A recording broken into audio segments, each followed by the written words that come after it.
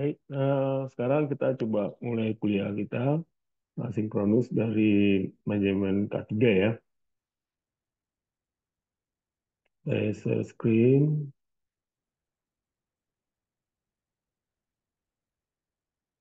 Nah, ini adalah kuliah kita itu aspek-aspek hukum di bidang konstruksi. Jadi, buat teman-teman yang untuk konstruksi itu kita juga harus tahu ya sebagai seorang project nantinya kita harus tahu bagaimana sih aspek-aspek hukum di bidang konstruksi.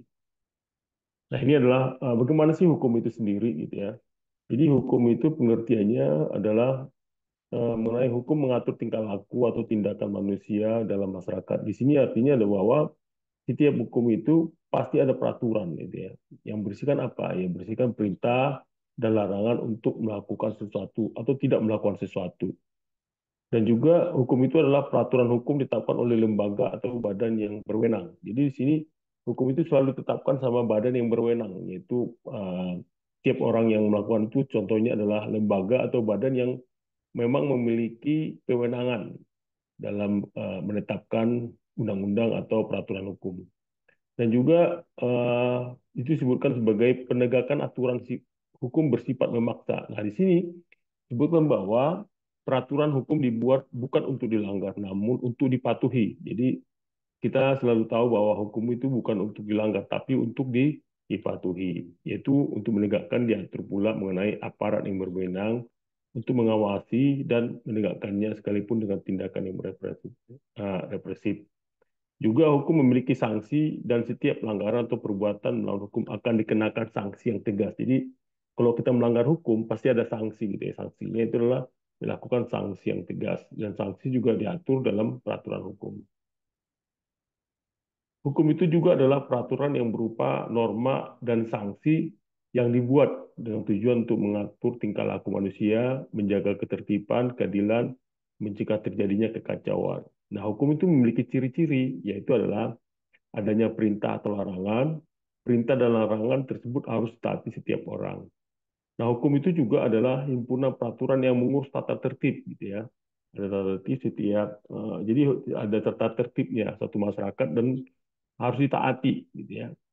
Ada juga hukum itu adalah himpunan perintah dan larangan untuk mencapai ketertiban, yaitu harus mematuhinya. Jadi masyarakat juga harus mematuhinya.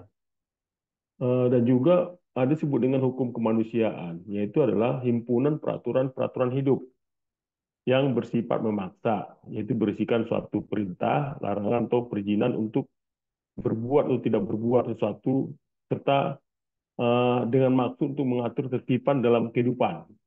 Itu adalah hukum. Jadi sekarang hukum itu cukup banyak definisinya. Jadi teman-teman harus tahu apa sih hukum itu. Jadi sebagai seorang di proyek, teman-teman yang nanti akan di lapangan. Jadi hukum ini juga penting juga kita ketahui.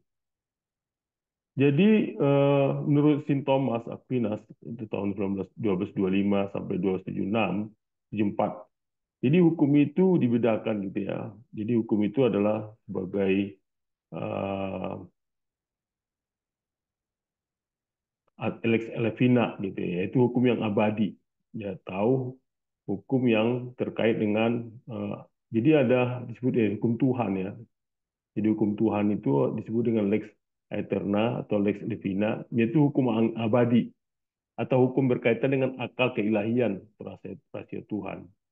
Dan juga disebut dengan digabungkan dengan hukum ketuhanan berupa petunjuk-petunjuk khusus yang berasal dari Tuhan. Dan juga disebutkan itu juga ada hukum alam atau lex naturalis, yaitu hukum yang berasal dari lex aeterna yang ada dalam alam pikiran manusia, yaitu untuk membedakan baik dan buruk. Juga ada disebut dengan hukum kemanusiaan, yaitu namanya lex humana, yaitu adalah kesepakatan yang dibuat oleh sekelompok manusia untuk mengatur kehidupan manusia tersebut, yaitu merupakan hukum positif yang berlaku bagi setiap manusia, bagi kelompok tersebut. Nah, dari segi itu, jadi ada juga hukum dalam Kamus Bahasa Indonesia, itu ya, Kamus Kapto KBBI, disebutkan ada 4, gitu ya, ininya, definisinya, yaitu adalah peraturan atau adat yang sama yang secara resmi dianggap mengikat. Yang kedua, yang dikukuhkan oleh penguasa atau perintah. Dan ketiga adalah undang-undang, peraturan dan sebagainya untuk mengatur pergaulan hidup masyarakat. Dan keempat adalah patokan atau kaidah ketentuan mengenai peristiwa alam dan sebagainya yang tertentu. Dan kelima adalah keputusan. Jadi kelima adalah putusan pertimbangan yang ditetapkan oleh hakim dalam pengadilan sebagai vonis atau hukuman. Nah, hukum juga bisa dibuat oleh institusi kenegaraan atau namanya the state law, ya, yaitu contohnya undang-undang, peraturan pemerintah dan lain sebagainya. Juga disebut hukum yang dibuat oleh masyarakat. Jadi, Bapak, kalian juga harus tahu tuh ya, ada bahwa ada juga di hukum yang dibuat oleh masyarakat sesuai dinamika kehidupan masyarakat pada saat ini. Itu namanya the people's law atau namanya hukum adat. Jadi kalau satu tempat kalian pergi ke suatu daerah, ada namanya hukum adat. Nah, di situ kalian harus bisa mematuhi apa yang ada di hukum adat itu. Gitu ya, itu namanya hukum adat. Atau ada namanya hukum yang dibuat dan terbentuk sebagai bagian dari perkembangan pemikiran di dunia ilmu hukum disebut dengan doktrin atau namanya the professor's law. Contohnya mazhab Syafi'i sebagai hukum umat Islam di Indonesia. Atau juga ada yang namanya hukum yang berkembang dalam praktek dan melibatkan peranan para profesional di bidangnya. Itu namanya professional law, yaitu contoh undang-undang jasa konstruksi, sertifikasi standar kontrak konstruksi. Ya. Jadi menurut tata aturan perundangan, jadi tingkat hukum yang paling tinggi itu adalah di Indonesia adalah Undang-Undang Dasar, ya, UUD 1945. Baru kedua ketetapan MPR, tetap MPR. Yang ketiga adalah undang-undang atau peraturan pemerintah pengganti undang-undang atau Perpu. Dan keempat, peraturan pemerintah atau PP. Dan kelima, keputusan presiden. Dan keenam, peraturan menteri, Permen. Dan ketujuh, instruksi menteri gitu ya. Jadi ini adalah tahapan-tahapan yang mana yang paling tertinggi dari urutan tingkat hukum di Indonesia. Nah, aspek hukumnya adalah hukum adalah kumpulan berbagai aspek peraturan yang mengatur kehidupan manusia dan mempunyai tingkatan hukum, di mana hukum di tingkat di atas merupakan sumber hukum bagi hukum pada tingkat di bawahnya, yaitu semua peraturan atau ketentuan tertulis maupun tidak tertulis mengatur kehidupan masyarakat, juga mencapai keadilan, kepastian hukum, kedamaian, ketertiban, kesejahteraan, kemakmuran. Juga hukum harus mampu menjaga dan mengatur harkat dan martabat manusia. Jadi hukum itu dibuat untuk apa? Yaitu memang bagaimana manusia itu supaya teratur gitu ya. Contohnya gitu ya, paling mudah itu adalah ketika kalian di lampu merah. Apa hukum nggak itu lampu merah itu? Nah itu kan aturan itu ya. Jadi aturan supaya kalian bisa lampu merah itu berhenti, ini hati-hati. Hijau jalan. Kalau kalian langgar itu, merah kalian langgar, kalian jalan langgar, yang sebelahnya langgar, terjadi apa? Terjadi tabrakan, tidak teratur gitu ya. Dan itu mengakibatkan tidak ada keteraturan. Jadi harus mampu mengatur harkat dan martabat manusia. Juga mengatur kehidupan manusia dengan mengatur keseimbangan kepentingan semua pihak demi kesejahteraan nilai-nilai kemanusiaan. Nah, aspek hukum konstruksi adalah aspek hukum yang berkaitan dengan bangunan atau konstruksi baik sebagai proyek konstruksi atau sebagai investasi di bidang konstruksi. Nah, catatan mengenai aspek hukum menurut pendapat Sayyidina Ali yaitu adalah kebenaran tanpa peraturan dapat dikalahkan oleh kebatilan yang berperaturan. Itu adalah aspek hukum. Nah, aspek hukum dalam konstruksi bagaimana? Itu beda lagi gitu ya. Aspek hukum dalam konstruksi itu adalah menyangkut sahnya atau sahnya suatu perjanjian yang berkaitan dengan kontrak pekerjaan jasa konstruksi, yaitu yang memenuhi legalitas perusahaan perizinan, sertifikasi, dan harus merupakan kelengkapan hukum dan para pihak. Ya. Ada juga dengan disebut aspek hukum administrasi negara. Nah, aspek hukum administrasi negara ini adalah terkait dengan menyangkut tatanan administrasi yang harus dilakukan dalam memenuhi proses pelaksanaan kontrak dan peraturan perundang-undangan yang mengatur aspek konstruksi. Dan ketiga adalah aspek hukum pidana, yaitu menyangkut ada tidaknya sesuatu unsur pekerjaan yang terkena ranah pidana. Dan keempat, itu adalah aspek hukum ketenagakerjaan, yaitu adalah menyangkut aturan ketenagakerjaan terhadap para pekerja pelaksana jasa konstruksi. Dan kelima adalah aspek hukum pertahanan, dan ini adalah menyangkut masalah kepemilikan tanah gitu ya, yang digunakan dalam pembangunan konstruksi. Jadi ini juga sangat pelik ya di dalam konstruksi masalah kepemilikan tanah. Dan keenam adalah aspek hukum pendanaan, yaitu menyangkut pendanaan yang digunakan untuk membiayai pekerjaan konstruksi. Dan ketujuh, aspek hukum lingkungan, yaitu menyangkut masalah lingkungan di sekitar konstruksi. Ini adalah bagaimana kita melihat ya dari setiap sisi aspek hukumnya itu cukup banyak ya, mulai dari apa eh, keperdataan sampai ke aspek hukum lingkungan. Jadi ini kalian juga harus tahu kalau umpamanya di lapangan itu memang harus bisa dicek gitu ya bagaimana untuk melihatnya gitu ya.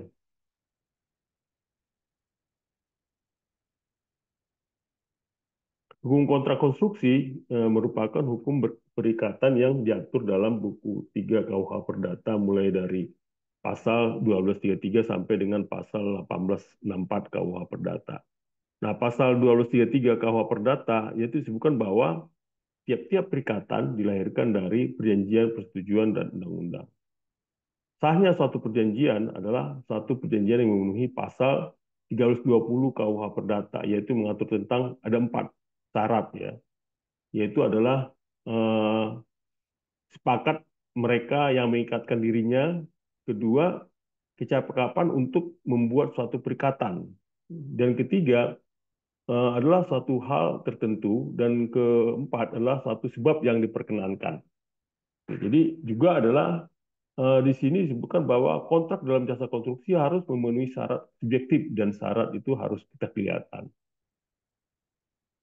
Nah, ada juga disebut dengan namanya hukum administrasi negara. Nah, ini diaplikasikan dalam peraturan berdasarkan persyaratan dan prosedur sebagaimana ketentuan perundang-undangan. Yaitu contohnya itulah peringatan tertulis, penghentian sementara pekerjaan konstruksi, pembatasan kegiatan usaha dan atau profesi, juga larangan sementara penggunaan hasil pekerjaan konstruksi yang dikenakan bagi pengguna jasa. Dan kelima adalah pembekuan izin usaha. Nah ini sampai pembekuan usaha atau profesi. Atau juga sampai kepada pencabutan. Jadi ini adalah hukum administrasi negara. Jadi mulai peringatan tertulis, peringatan sementara, pembatasan kegiatan, larangan sementara, baru mulai pembekuan izin usaha. Itu profesi, kalau kalian punya profesi nanti sertifikasi apa gitu ya, SK-nya. Nah, itu sampai pembukuan, sampai ke pencabutan izin usaha. Itu adalah rangkaian yang harus dilakukan gitu ya. Nah, hukum pidana yaitu merupakan perbuatan yang dilarang dalam undang-undang atau UUD. Di antaranya adalah pelaku perbuatan pembunuhan, pelaku perbuatan perkosaan, pelaku perbuatan mencuri atau merampok, pelaku perbuatan korupsi, pelaku perbuatan penganiayaan, dan pelaku perbuatan penipuan. Dan ini adalah aspek hukum ketatanegaraan. Nah, hukum ketenaga kerjaan itu adalah aspek hukumnya adalah aturan. Di sini bukan bahwa hukum ketenaga kerjaan adalah aturan hukum yang mengatur mengenai praktek pekerjaan di lapangan, sistem dan program K3, yaitu sistem pengupahan, hak bekerja, dan hubungan pekerja. Juga disebutkan bahwa adanya aturan hukum mengenai ketenagakerjaan perlu diatur yang mengingat bahwa peran dan kedudukan tenaga kerja penting sebagai pelaku dan tujuan pembangunan. Juga peningkatan kualitas tenaga kerja melalui perlindungan tenaga kerja dan keluarganya. Juga adanya eh, perlu adanya jaminan atas hak-hak dasar buruh dan tenaga kerja. Itu adalah aturan hukum mengenai ketenaga kerjaan. Dan juga beberapa peraturan mengenai ketenaga kerjaan, antara lain itu adalah contohnya adalah undang-undang gitu ya. Undang-undang nomor 1 1970 itu keselamatan kerja, nomor 3 1992 tentang jam sostek, nomor 20 tahun 1999 itu pengesahan konvensi ILO nomor 138, dan juga nomor 12 tahun 2003 tentang ketenaga kerjaan. Nah, ini adalah mengenai peraturan pemerintah nomor 28 2002 yaitu penyelenggaraan program jam sostek, juga keputusan Presiden nomor 21 2093, dan juga peraturan Menteri Naker Trans ya, itu yaitu tentang nomor 1 Menteri 80 K3 pada konstruksi, juga tentang juknis pendaftaran, pembayaran iuran, dan santunan jam sostek. Nah, ini adalah kita lihat bahwa aspek hukum ketenagakerjaan itu sudah dilindungi sama pemerintah, gitu ya. Tinggal bagaimana pelaksanaan di lapangan, bahwa setiap orang yang ada di lapangan itu sudah diatur semuanya, baik dalam segi keselamatan kerja, jam sostek, juga pengesahan konvensinya sudah tenaga kerja sampai K3-nya pada konstruksi bangunan. Jadi ini buat kalian nanti ketika kalian sudah dapat jadi pekerjaan gitu ya, di proyek, nah ini kalian bisa ingat gitu ya, bahwa setiap orang itu sudah ada aturannya masing-masing ketika melakukan suatu pekerjaan gitu ya.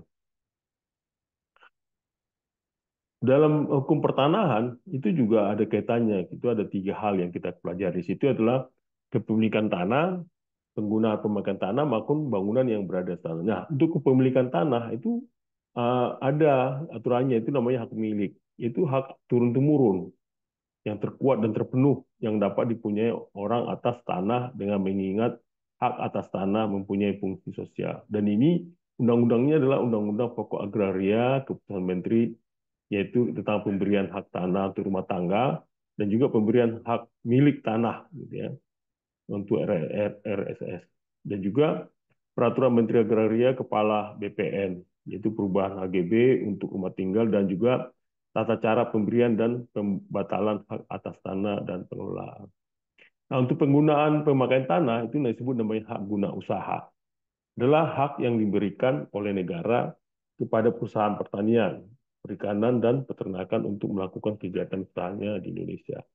Juga disebut dengan hak guna bangunan, HGB gitu ya. Itu adalah hak untuk mendirikan bangunan, mendirikan dan mempunyai bangunan di atas tanah yang bukan miliknya. Dan ini undang-undangnya adalah termasuk Undang-Undang Pokok Agraria ya, yaitu adalah nomor 5 tahun 1960. Juga ada peraturan pemerintahnya tentang HGU, HGB, hak pakai, pendaftaran tanah, penertiban dan pendagunan tanah, dan juga termasuk izin lokasi gitu ya. Juga ada bangunan di atas tanah. Nah, itu disebut namanya hak pakai, yaitu hak untuk menggunakan dan memungut hasil dari tanah yang dikuasai langsung oleh negara atau tanah milik orang lain. Jadi di sini ketika kalian sudah tahu, ketika nanti kalian sudah bisa membangun satu usaha atau satu bangunan, kita harus tahu dulu nih haknya, hak pakainya apa ini, tanahnya bagaimana. Nah, ini ketiga hal ini kalian juga harus tahu apakah dia berupa hak milik, hak guna usaha. Karena kalau umpamanya ketika terjadi ada masalah, dispute, agak susah untuk bisa menguasainya karena tanah itu sangat rentan gitu ya.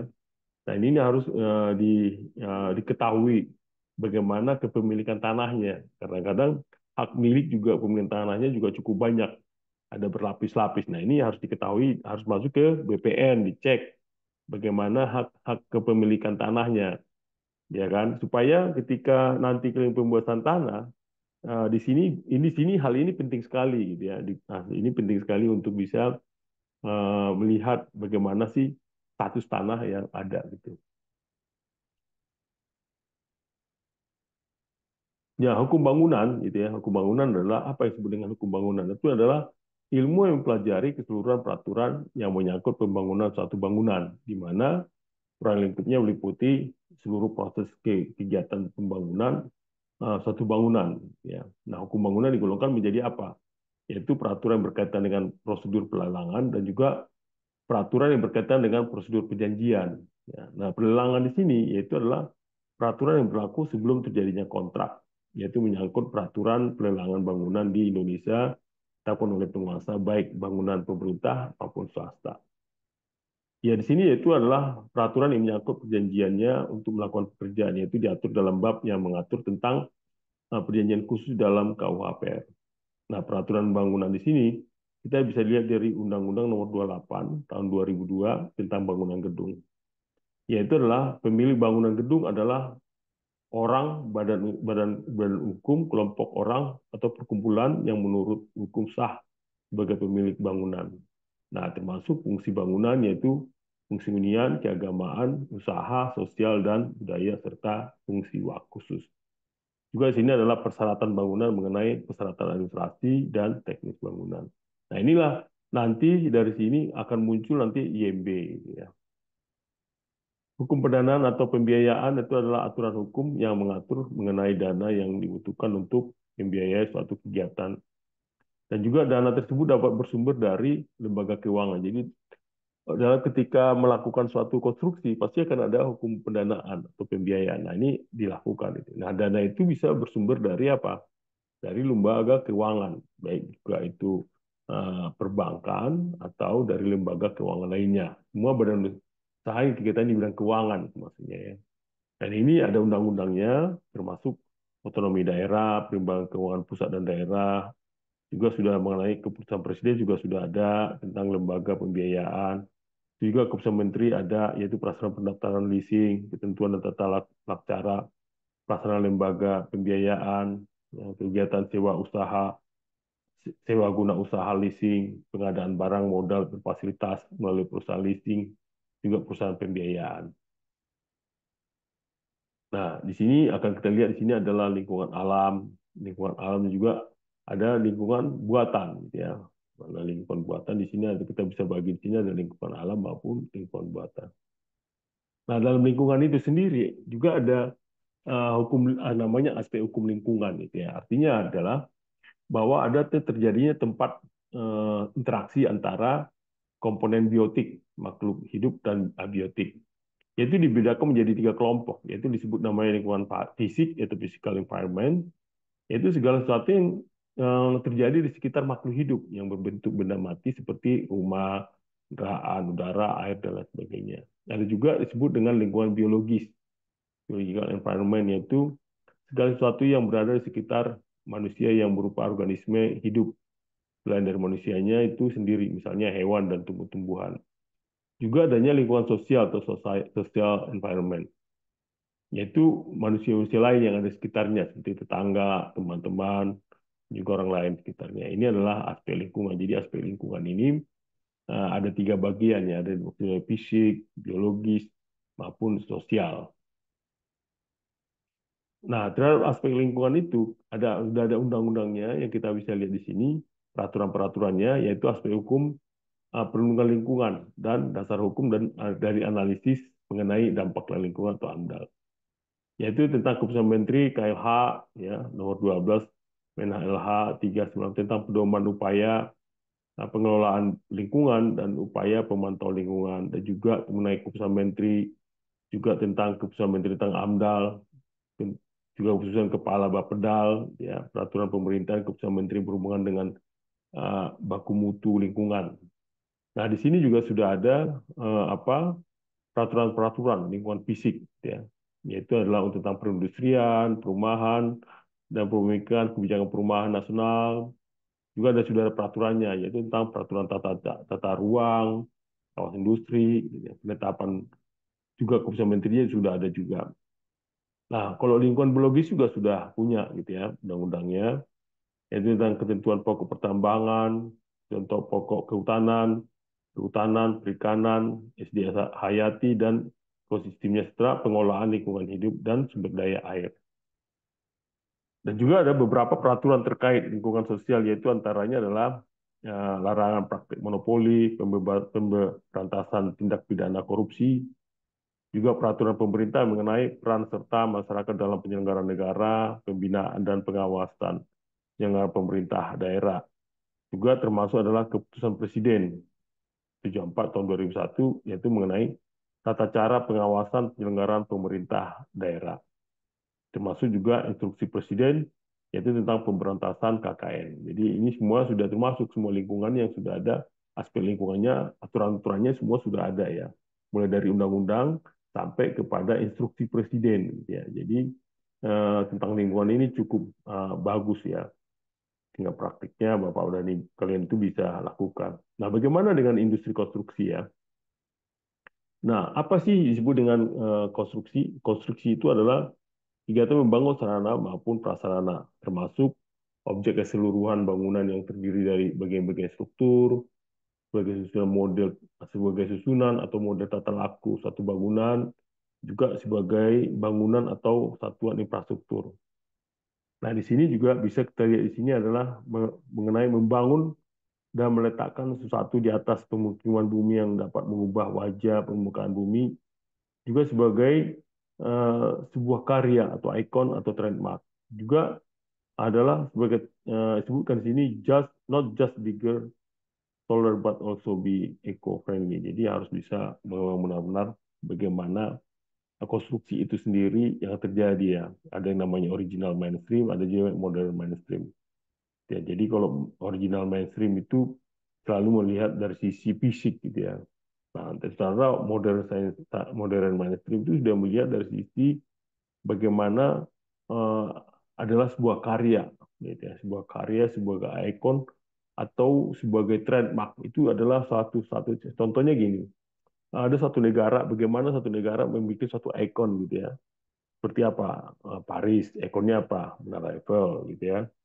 Terus apa lagi? Itu kan suatu karya dan ikon yang trademark. Itu adalah modern gitu ya. Terus apa lagi? New York itu apa?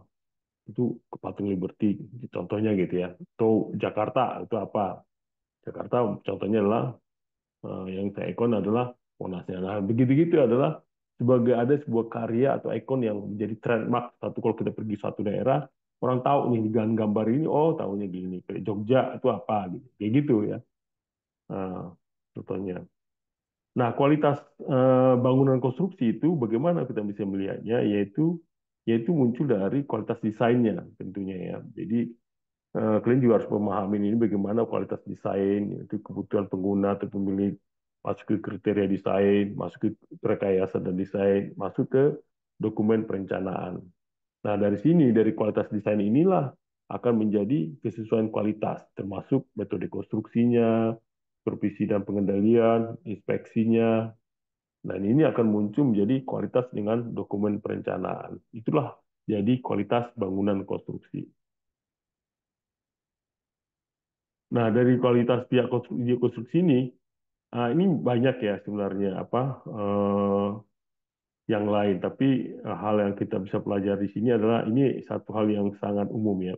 Jadi owner itu ada nanti di bawahnya desainer atau arsitek atau di perencana lah gitu ya. Baru nanti ada dari sisi financing, ada dari sisi perencanaan spesifikasi, baru masuk ke kontraktor. Nah, kontraktor ini bisa menjadi supply of resources, termasuk komitmen, staffing, material suppliers, method, information direction, equipment tools, working space, gitu ya. Nah, ini adalah bagian dari away from workplace-nya. Masuk ke foreman, gitu ya. Dari foreman masuk ke crew, baru effort skill, baru produk. Nah, bagaimana kita lihat dari klasifikasi konstruksinya? Jadi klasifikasi konstruksi bisa kita lihat berdasarkan fungsinya, berdasarkan kepemilikannya. Fungsinya apa? Yaitu adalah bagaimana fungsinya itu adalah bangunan pemukiman, bangunan gedung, bangunan rekayasa sipil, dan juga sebagai bangunan industri, gitu ya. Nah, kepemilikannya bisa dari pemilikan oleh pemerintah, yang dibiayai oleh pemerintah, dan swasta, yang dimiliki dari biaya oleh swasta, dan juga pengembang atau investor yang dimiliki pemerintah dibiayai oleh swasta sebagai investor dengan perjanjian tertentu, bisa juga begitu. Dan ini hasilnya adalah apa? Transportasi, waste management, energy production, building, recreation fasilitas, komunikasi dan lain-lain. Ini adalah hasil dari konstruksi itu cukup banyak manfaatnya untuk bisa dilakukan. Ya. Nah, industri konstruksi itu apa sih? Yaitu adalah kumpulan kegiatan ekonomi berupa kegiatan produksi dan konsumsi di berbagai aspek konstruksi, mulai dari penyiapan lahan, juga proses konstruksi, perbaikan terhadap bangunan, struktur, dan fasilitas terkait lainnya. Itu segala kegiatan pembangunan struktur konstruksi baik yang dilakukan secara konvensional. Juga segala kegiatan persiapan lahan kerjaan, gitu ya. Itu yang harus dilakukan, gitu. Nah, itu adalah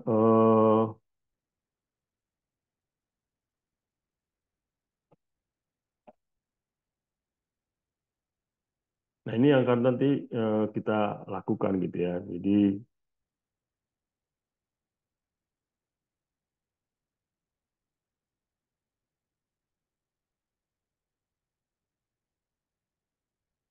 juga segala kegiatan pembangunan, pemeliharaan, pemasangan, dan juga perluasan.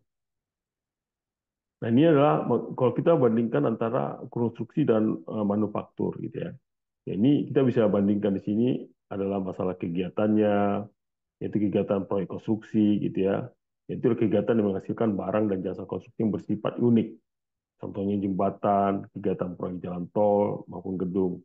Juga kegiatan manufaktur komponen konstruksi, yaitu adalah kegiatan menghasilkan barang konstruksi yang bersifat massal, yaitu pabrik beton pracetak, pabrik rangka baja, pabrik tiang pancang. Juga kegiatan campuran manufaktur dan proyek konstruksi itu adalah kegiatan yang bersifat ekonomi, yaitu kegiatan proyek konstruksi, kegiatan manufaktur, komponen konstruksi, dan kegiatan campuran proyek dan manufaktur. Nah, ini dia ya. Jadi kita bisa lihat di sini termasuk industri konstruksi mirip dengan industri manufaktur.